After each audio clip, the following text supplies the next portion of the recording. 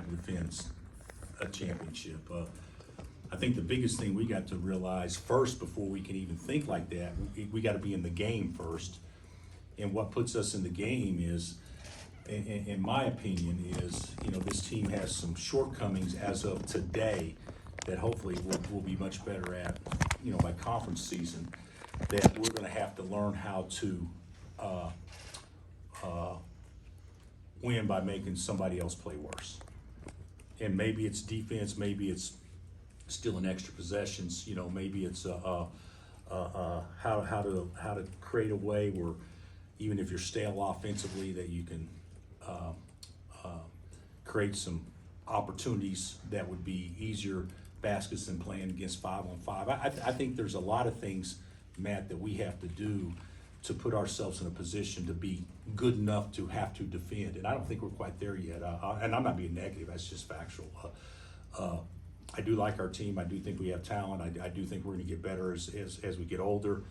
But, you take for granted some experience, and we basically returned two guys that have played any meaningful minutes off a team that won a championship last year. So it's a whole new ball game. Yeah, perfect segue, because I'm wondering too, with those guys like KJ and Zach and Joe. Bobby and Joe, Mm-hmm. the guys that are still young but were here last year, is there something collectively that they have to understand to take this next step into what you need them to be this year? Well, I think well, first of all, I think they learned a ton by being here and playing with and behind those other guys last year.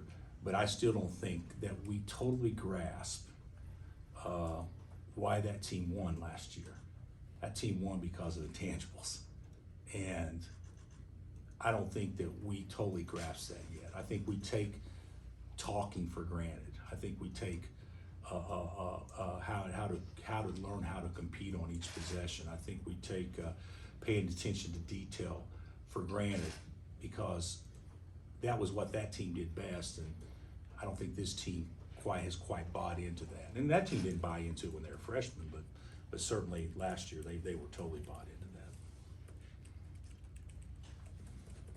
that. Did the team show you any of these concerns at the secret scrimmage, or what did you learn at the secret scrimmage? That's twice in two sentences we heard the term secret that everybody knows about. So Change the narrative of the question. during the secret scrimmage, I would tell you, but I can't because it's a secret. So I think that I actually thought we played better than I thought we did live action. I think we did some good things. We got the ball where we wanted to go a lot. We defended at least average. But the thing about it is, when we get the ball to where it wants to go, that doesn't guarantee you're gonna get a basket from where it wants to go. Last year's team, if David gets it at 2 feet with an angle, you can count it as 2, and we can't quite count it as 2 yet. So so it's hard to say you played poorly when you got the ball where you wanted it to go. We just didn't finish as well. But I think there were some good things that happened the other day. But Illinois and us are a lot alike. They've got a whole new team, and we've got a whole new team, and they're young, and we're young. But the thing I think that was probably the best thing about the scrimmage was the situations that we were able to go through. A lot of them. Every segment that we did, no matter what it was, came down to last possession. So whether you're playing with a 3-point lead with a minute left, or playing down 3 with a minute left, or having to get a 2-for-1 with the tie game with 50 seconds left. There was a lot of situations that we were in that I think will help us understand better about what wins and what costs you games than if we hadn't gone through that. Because working on them in practice, we will, but I think seeing it live game, and that's why we won, or that's why we lost a segment, I think will put some more value to what we're working on in practice. Bill, last year's wings, you would be the person to say just how great they were, but probably not fair to compare anyone to them. But talk about this year's wings. You do have one experienced guy returning. You brought in another guy with experience. You got some young guys. But just talk about those guys as a whole. I do think that Jalen and Kevin are championship starters. Jalen's already proven that, and Kevin certainly is too. And I think Juan is a championship guard. Grady and MJ and KJ and Joe and Bobby, they've got to raise their level to the point where they understand exactly what their role needs to be to give us the best chance to win. And I think they will. It's just going to take time. I mean, you go from competing against 16, 17-year-olds, and then the next year the expectations are such where you're supposed to be the equal of 21-year-olds across America, and it's just going to take some time. But I do think we've had a good fall. I'm not trying to be negative. I just think the reality is it's going to take some time. But I like our wings. The thing that we don't do as well as last year with our wings, and of course they were 22 and 21 years old, is they could get us easy baskets because Ochai could outrun everybody and jump over everybody, and Christian could bully everybody or jump over everybody in transition. And our guys now have to play. We don't do that consistently like we could. Like Ochai could play like crap, like he did against Oklahoma last year, and in the last 3 minutes win a game for you. I don't feel that our guys are mature enough to know how to do that yet. So, but we'll get there. Coach, this is the first time in a long time that you haven't had Mitch Lightfoot on your team. Is it a little different, a little bit weird to not have him around here, or how much do you still see him? No, I actually thought it was weirder having him here. But we love Mitch and we miss him, and we will miss him more. But the thing we talked today, it's. I mean, without going into too much detail, but there was a lot of talk last year with David that, God dang, do we keep going with him? And the only reason you wouldn't keep going with him is because Mitch is good enough to be that guy. And Mitch was close to good enough to being that guy, but we all thought at the end, well, who can get you 20 and 10 in a big game? And that wasn't what Mitch could do. Mitch was a great complimentary guy. He had the perfect role for our team last year, was Mitch. And Mitch understood that. So he was more valuable to us than what his numbers ever showed. This year, what's going to be more difficult is, do you have a guy that can get you 10 and 6 in a real game? And the answer is going to be, it's going to be hard. Those young kids are young, and they weren't recruited to be those guys right off the bat. So even though they have to be that way, so we're going to miss Mitch. We're going to miss David, and I never knew we'd probably miss them as much as we are right now, just because of last year. They both frustrated us and me to the point where, get us some different guys in here, some athletes and all that stuff, we're going to be fine. And we did that, but those guys are still so young, and so we're going to miss that. What David McCormick did at the end of the season last year, guys, was it wasn't the equivalent of what Nick has done here, or maybe what obviously not what Danny has done here, or things like that, or what Rafe has done here. But even on just as big a stage as those guys ever played on, they didn't play better than him, except for Danny, in those biggest moments. So when you really think about it, and so David McCormick's the best player in the Final Four, and so we're going to miss those guys a lot. But we got young guys. It's just going to take time for them to grow into it. Go ahead. Hey, Coach, is there anything you take from after winning your first national championship, going into that following season, and then winning this one and going into this season for yourself when it comes to coaching? I would say there's a couple of things. One is you have to capitalize on success immediately. The better you do in a business, I think that's the time to put your foot on the gas to make sure that you hit it as hard you can when it's hot. And on the flip side, if you have negative momentum, you want to hit as hard ahead to eliminate the negative momentum, but we want to extend the momentum. So that's one thing that I hope that we did a better job this year of than in 08. You know, a lot of speaking engagements, a lot of pats on the back, all that stuff doesn't have one thing to do with you getting better. And so hopefully we handle that better. Still remains to be seen. And then the I forgot what I was going to say on the other thing. I would say this: the pressure is never off to win, never off to win. But maybe the pressure is off a little bit to have your new players that don't know yet feel pressure from the coach because there's pressure to win. Does that make sense? So I think that's something that I could probably learn from a little bit, in that to enjoy it more, because in order for us to have a chance to be really good, it's going to be a process, and to enjoy the process, and there's no reason to put pressure on the young kids because we haven't won big in a long time. We just won big last year.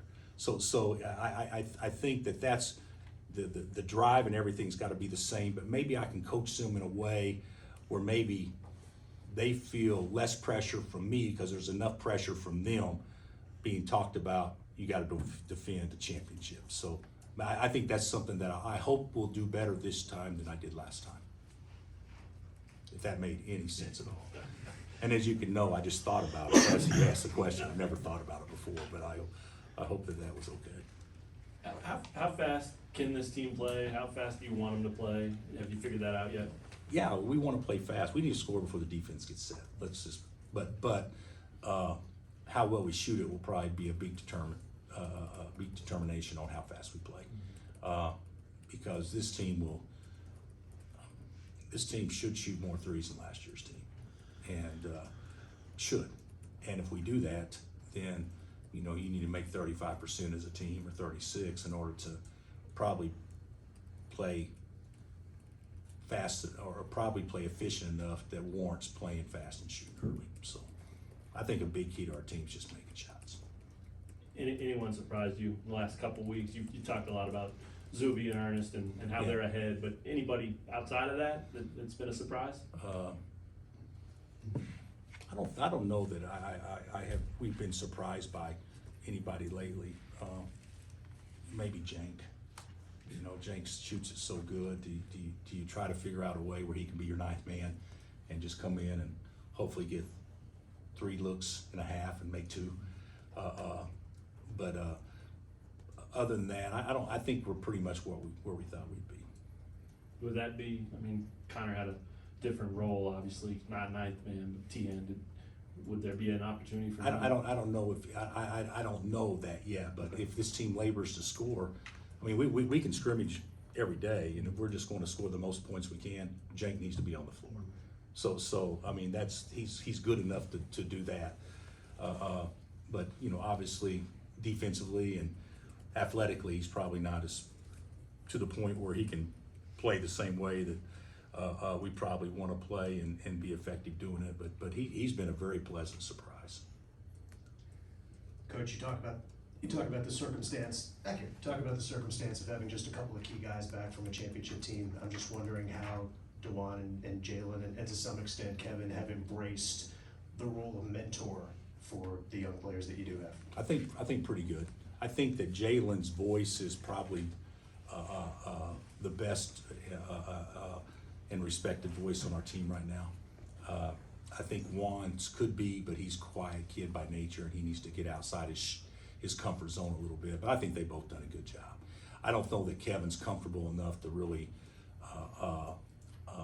be the leader vocally that he will be by Christmas, just because it's still kind of new to him. But yeah, those 3 are all terrific leaders.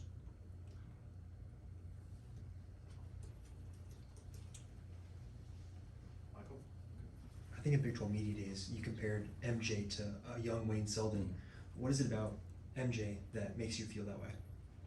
I mean, athletically, they're almost they're almost identical. Same body type, same explosion. They probably shoot it about the same. Wayne wasn't a great shooter when he got here, but he was more of a scorer than a shooter. There's a lot of things. The thing I would say is Wayne's probably a little bit more advanced in his years as far as being a player. It seems like Wayne was legitimately maybe a year or so ahead of maybe his class, just because he'd had so many experiences maybe that MJ hadn't had yet. But I physically I see a ton of similarities. And with MJ, what do you feel like his role might look like on the team this year? I think his role will be totally different in February than it is now. I don't think he's comfortable yet, and he shows flashes. There's no question. He's trying hard. He's a great kid. He wants to be good, and he certainly wants to please. But he's still got a lot of stuff to learn before he can really untie his mind to the point where he can play to his athletic ability, I think. These guys out there talked about the team having a big personality. Is that the case this year? And how much do you encourage that versus maybe reel them in when they're young and you got to take care of business? And I guess the second half of that, do you coach this team differently because it is a lot of younger guys, whereas last year we didn't have to coach as much? Well, I think that when you say don't coach as much, I don't know that that's absolutely the case, because no matter what the team is or where you're at, you're still going to push the boundaries to the point where your team can actually accept them and go along with you. Like last year's team, we may not coach them as much, but we could put 5 new sets we're going to run the next day in, and they could go out and run the next deal. Where this year it may be a little bit more meat and potatoes until they get to the point where they can do that. So it may look like we're not coaching this year's team as much because we won't do as much stuff. But I think we'll coach them. I don't know that I want to coach them differently, but I just want to coach them in a way where they understand what we think wins and they buy into it. And if they do that, we're going to be pretty good. We're going to be pretty good. Coach, could you give us a comment on what you want to see from Zach this year? What kind of ceiling you think you might be able to develop this year? Well, I don't know. I mean, our big guys are 1A, 1B, 1C, 1D. There's nobody that has emerged ahead of anybody, and I mean anybody as far as definite playing time and everything. But we'd like for Zach to be a guy that in a perfect world, and the way I saw it going into a season, to have a great chance to be a starter. He's got to be a post presence, even though he's a perimeter post man, but he's still got to be a post presence and score the ball in tight, and he's got to be able to defend the paint and the rim. And I think he has potential to do that. The thing about it is with a lot of guys coming off the bench last year, whether it be Joe and we saw flashes, or Zach and we saw flashes. Roles are changed. It's a little bit easier to be a flash guy than it is to be a guy that needs to get numbers consistently and that stuff. And so I think Zach was really good in some games, and we remember the OU game here when he came in and sparked us or whatnot. But that's just a small snippet of what really playing is, and do you just play him because he's matched up against a perimeter 5-man, or is he able to guard Oscar or Trace Jackson Davis? I mean, those are totally different questions, and so you'd like for the same guy to be able to do both. So those are the things that we'll need to figure out as we go with our big guys. Anything else for Coach? Gary. I just wondered how Bobby's doing. He said today it's the healthiest he's felt in a long time. Yeah. In the secret scrimmage the other day, I thought he moved very well. I think Bobby's he hasn't had a great fall, but that's only because he's only been healthy about a week. But in the times that he's been healthy, he's looked pretty impressive. So I'm excited about him. In a perfect world, it would just be nice to know if it's not in the game, Bobby, run your team in a perfect world. And so if it's not that way, then Kevin will have to be the guy probably. But I do like where Bobby's at right now. Where do you see Joe's confidence right now? I think it's pretty high. Yeah. Joe was really good in the scrimmage the other day. I think it's although we can't talk about it, secret scrimmage, but Joe needs to go score. He needs to be a guy that, when he's in the game, that he feels the freedom that he has to go attack and score. I think that's how he can help us the most. It's obviously one thing for him to understand that, but do you think his teammates do too? I think so. I mean, it's an emphasis we make every day. So I do think they understand that. I do. And then with Jalen, you know, he fell into that role last year as everything he was for you. Do you foresee him being different? I know you need him to have a big year, you've said that, but will he have to play different or just do more of that and do it more often and do it better? I think he still needs to be a jack of all trades. I think he needs to do what he did last year better. And I think he will. But the one thing that you'll see more for Jalen is a big confidence guy. Not so much that he didn't believe in himself. He just knew last year that, you know, there's a couple other guys, even though it's hard for a player to admit, there's probably a better option to shoot the ball than what he was. This year he won't see it that way, which hopefully is going to be a really good thing for us and for him. So. All right, thanks, Coach. All right, guys.